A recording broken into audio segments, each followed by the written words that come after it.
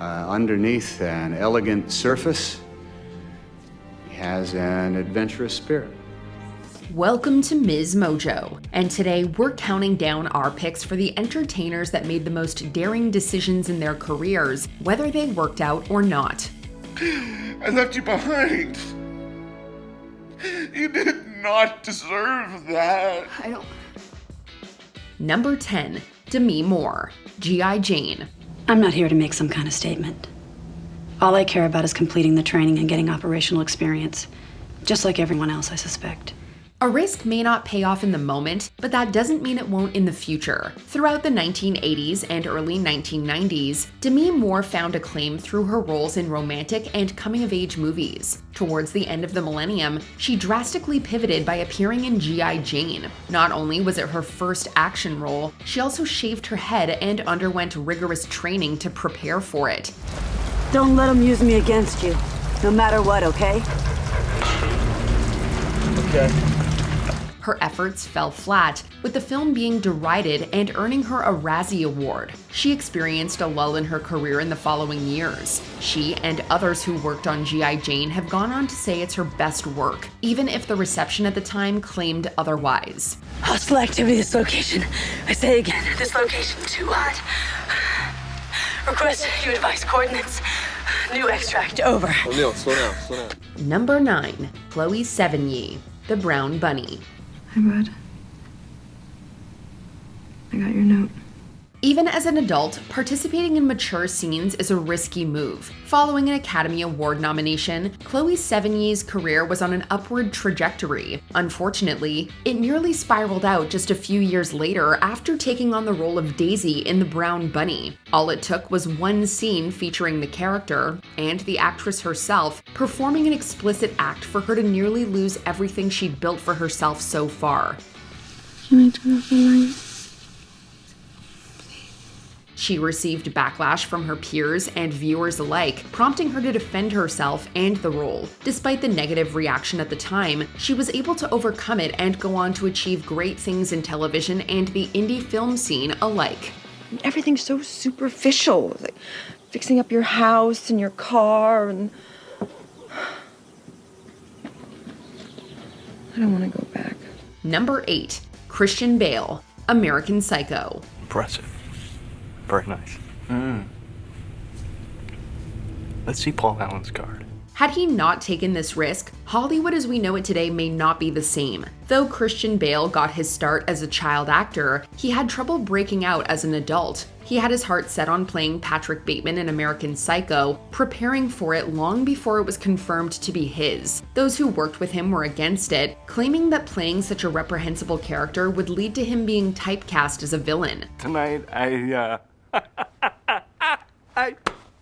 just had to kill a lot of people, and The fear of losing everything made him want it even more. The role did anything but limit his opportunities, with him even going on to play the antithesis to Bateman less than a decade later in the Dark Knight trilogy. I killed those people. That's what I can be. No, you can't. You're not. I'm whatever Gotham needs me to be. Number 7, Dave Batista, Blade Runner 2049. I do mind. Unannounced visits. You police.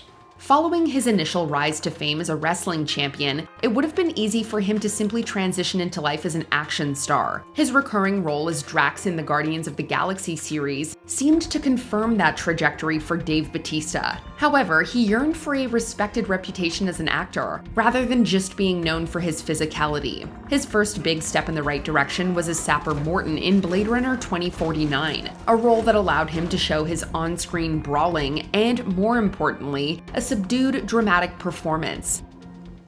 Because you've never seen a miracle. It showed he had much more to offer than humorous one-liners, and acted as the catalyst to his career's second peak, with roles in huge franchises and Netflix originals alike. So you can go ahead and put yourself up on a cross like some unspeakable crime has been committed against you that none of us could possibly imagine. Number 6, Jim Carrey, Man on the Moon. If you were a man time, you'd apologize to me right now. But you're just poor white trash. And so I guess, that's too lofty a concept, for you. I mean, what are you gonna do? When an actor finds success in one genre, it can be hard to take on another. When his career first took off, Jim Carrey gained recognition in movies that allowed him to show off his comedic timing and physicality. Though those early roles helped him gain a household name, he knew he had more to offer than slapstick. Starting in the late 90s, he began to push himself as an actor. He risked losing the fan base he'd built up, but projects like The Truman Show and Man on the Moon proved that he could play a serious character with the gravitas required.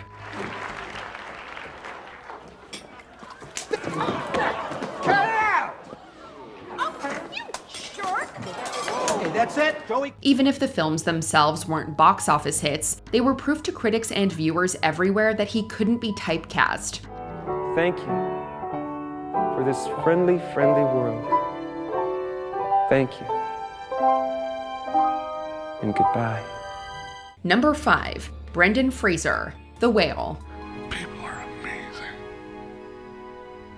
Comebacks aren't always guaranteed. After a strong start in the 1990s, Brendan Fraser hit a lull due to a series of physical and emotional challenges. Though he was working consistently, nothing was catching the public eye the way his earlier work had. That is, until he took on the starring role in The Whale. He knew playing Charlie, a morbidly obese man struggling to maintain his relationships, would be a sharp departure from his usual fare, especially for his first lead role in over a decade. However, he knew it was his chance to reintroduce himself. I need to know that I have done one thing right with my life. He threw himself into the part, and it paid off. Not only did it earn him an Academy Award, it reignited his career and helped him rewrite his legacy. This essay is you. Stop saying that! You're the best thing I have ever done. Number 4. Elizabeth Berkley, Showgirls. Nice dress. Thanks. I bought it at Versace. Not all risks pay off. Elizabeth Berkley learned that the hard way shortly after her tenure as Jessie Spano on Saved by the Bell. Initially, she'd been excited to take on deeper roles that would help display her growth as an actor and artist. Unfortunately, her first post-sitcom role was as the lead in Showgirls. Though undoubtedly more adult, the movie and her involvement in it were panned critically. She went on to win multiple Golden Raspberry Awards for the poor performance, and she was relentlessly mocked within the industry and beyond. Thrust it! Come on, thrust it! Bob! Though she was able to slowly build her reputation back up with parts in independent films and off-screen productions, for a while it did seem that her mainstream career had been affected. Oh, I used to love Doggy Chow. I used to love Doggy Chow too. Number 3. Tom Hanks, Philadelphia. Oh, this is my guy. Excuse me, doctor. Hello, hi. Just 1 second. Though he's now known for his most dramatic roles, that wasn't always the case. Prior to 1993, Tom Hanks was known for his work in lighter comedies. That year, he signed on to Philadelphia, where he played a lawyer suing his old firm after being fired for his sexuality and AIDS diagnosis. At the time, the illness was a controversial topic to cover, even for a beloved Hollywood actor. Hanks knew he was gambling everything he'd worked for, but was also aware that it could broaden his career. Well, at the time I was fired, I had 4 lesions and they were much bigger. Could you answer the question, please? His risk paid off in spades. Not only did it win him his first Academy Award, it also provided the catalyst for his legacy as one of the best actors of his generation. My mom always said life was like a box of chocolates. You never know what you're going to get. Number 2. Charlize Theron, Monster. You don't know what's going on, Sal. I do. So if you want to keep your eyes shut to the whole world, then the least you can do is hear me out. Throughout the 1990s, her striking looks helped her find initial success. Despite that, Charlize Theron feared that the same beauty that gave her an advantage would lead to her being offered a limited range of roles. That changed just a few years later when she portrayed serial killer Eileen Wuornos in Monster. She took on a physical and mental commitment to play the role, leaving her all but unrecognizable to audiences. Sending a white woman to death!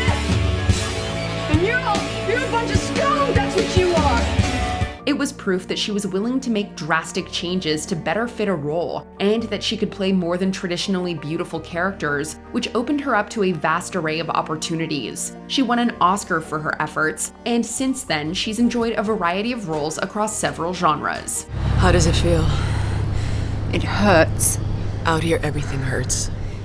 Before we continue, be sure to subscribe to our channel and ring the bell to get notified about our latest videos. You have the option to be notified for occasional videos or all of them. If you're on your phone, make sure you go into your settings and switch on notifications.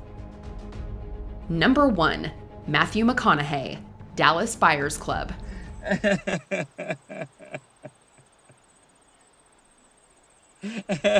Becoming popular is one battle. Earning respect is another. Thanks to his initial work in romantic comedies, Matthew McConaughey became one of the most well-known actors of his generation. Despite his success, he wasn't satisfied. After a 2-year break, he was determined to branch out. The 2010s began the McConnaissance and his journey into complex roles. His most daring was Dallas Buyers Club, where he portrayed the real-life story of a man living in the aftermath of his AIDS diagnosis. Sometimes I just feel like I'm fighting for life. I just ain't got time to live. I want it to mean something. Besides being a physical risk that led to him losing 40 pounds, it was also drastically different from any of his other movies. His performance was met with resounding critical success, leading to him winning his first Academy Award and shedding his rom-com image for good. I mean, goddamn, people are dying. And y'all are all up there afraid that we're gonna find an alternative without you. Which actor do you think benefited the most from taking a huge career risk? Let us know in the comments.